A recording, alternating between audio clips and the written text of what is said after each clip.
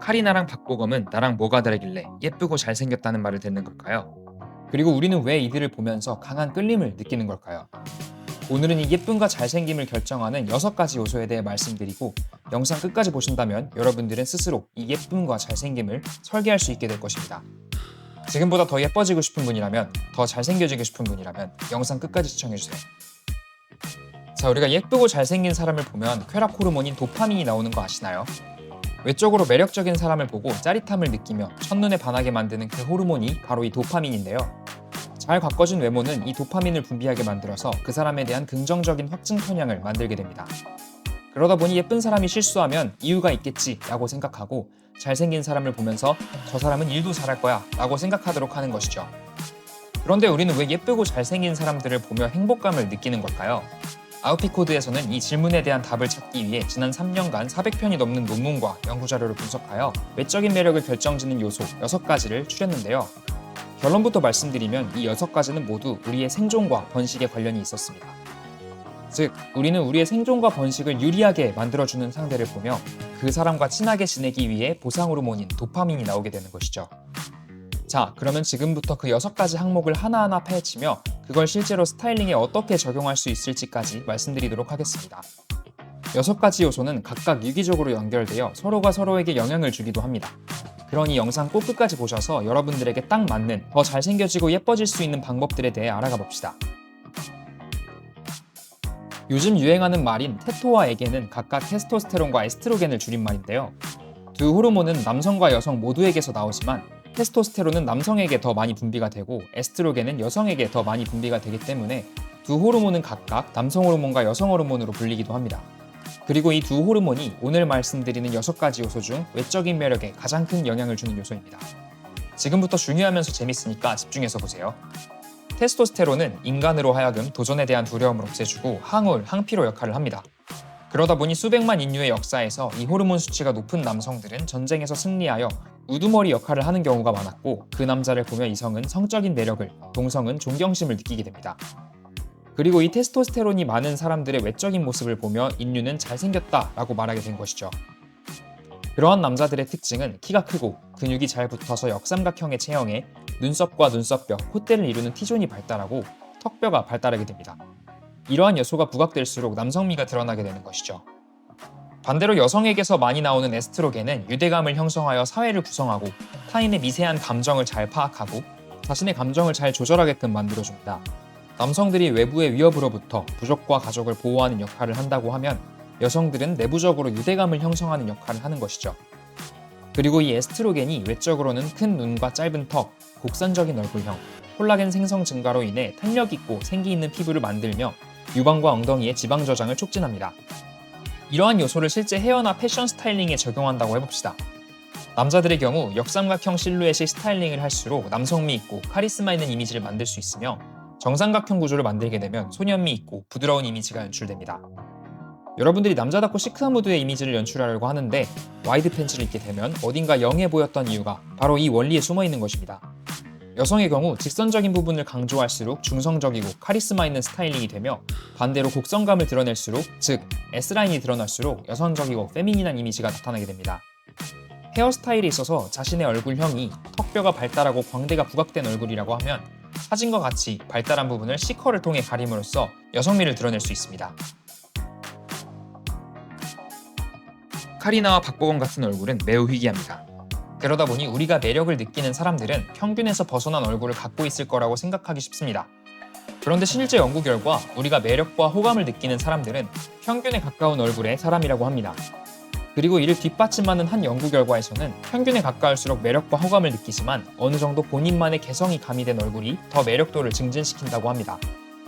그리고 이 평균성의 원리는 한국과 같은 단일 민족 국가에서 더 중요한 요소라고 하는데요.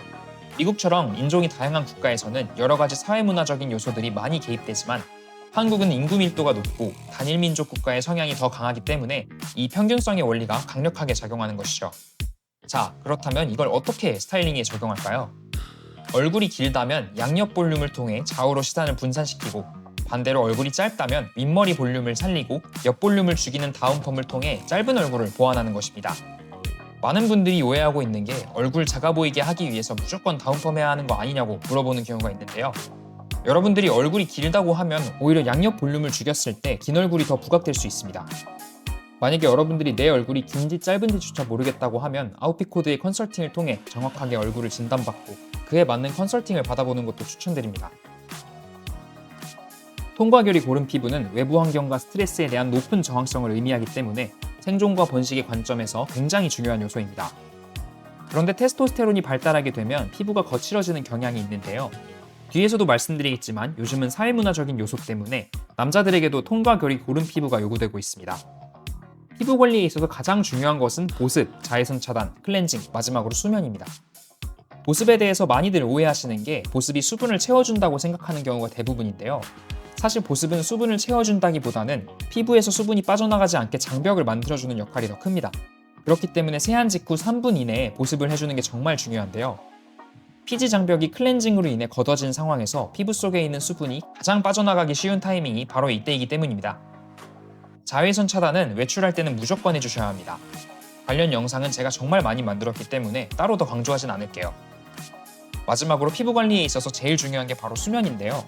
수면이 무너지면 스트레스 호르몬인 코르티솔이 피지 분비를 과도하게 유발하고 이게 트러블의 원인이 됩니다. 그러니 하루에 7시간 이상은 푹 주무시는 게 좋습니다. 실제로 아웃핏코드에서 하는 컨설팅에서 뼈대를 이루는 것은 성적 이용성이지만 고객들을 분석하고 진단할 때 가장 많이 쓰이는 것은 평균성과 미학입니다. 아름다움이란 무엇인가? 라는 철학적인 질문에서 시작한 미학은 르네상스 시대에 이르러서는 아름다움을 수치화하며 우리가 아름다움을 느끼는 것에 대해 정량화하였습니다. 그리고 이는 현대에 이르러서 성형학에 큰 영향을 주게 되죠. 컨설팅을 할 때 미학에서 가장 많이 사용하는 것은 바로 얼굴에서 상중하안부의 비율입니다. 미학적 관점에서 상중하안부 비율이 1대1대1인 경우를 이상적이다 라고 말하게 됩니다. 그런데 제가 처음에 6가지 요소들이 유기적으로 연결되어 있다고 했죠. 여성분들의 경우 에스트로겐의 영향으로 턱이 짧아져서 1대1대 0.9가 흔히 말하는 애견녀 스타일의 동안형 얼굴이며 남자들의 경우 테스토스테론의 영향으로 턱뼈가 발달하기 때문에 1대1대 1.1이 남자다운 얼굴이라고 할 수 있습니다. 재미있는 사실이 사은 후의 상중하안부 비율이 1대1대 1입니다. 미학적으로는 이상적이긴 하나 중성적인 얼굴형을 갖고 있는 것이죠. 그렇기 때문에 일반적인 마초 스타일과는 다른 매력이 나타나게 되는 것입니다. 이의 기준은 사회문화적인 요인의 영향을 굉장히 많이 받습니다. 과거에는 슈퍼맨같이 우락부락하고 근육질의 남자가 인기를 끌었다고 하면 요즘은 박보검이나 송강 같은 왕장님 스타일이 인기죠. 그런데 이 영상을 보는 한국인들에게는 아주 희소식이 있습니다. 바로 전 세계적인 미의식의 기준이 남녀노소 불문하고 한국식 스타일로 바뀌고 있다는 것입니다. 특히나 남자들의 경우 한국의 깔끔하고 댄디한 스타일이 말레이시아나 베트남 등의 동남아 국가뿐만이 아니라 싱가포르나 일본 같은 선진국에서도 엄청 동경하는 스타일이라고 해요. 한국의 문화적인 힘이 전 세계 사람들이 한국을 좋게 생각하는 것을 넘어 한국인들을 닮고 싶은 존재로서 인식하도록 한 것이죠.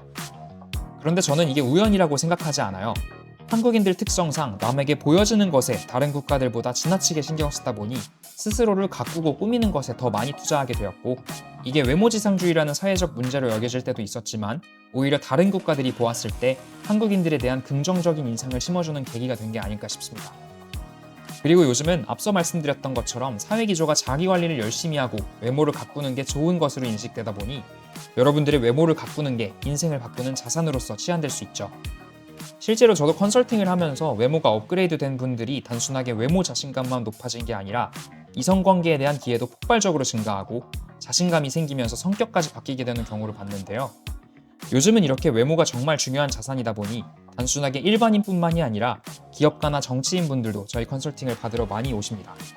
저도 정말 놀랐던 게 부처를 밝힐 순 없지만 얼마 전에 대한민국 정부의 현직 장관님께서도 저희 컨설팅을 받으러 오셨는데요.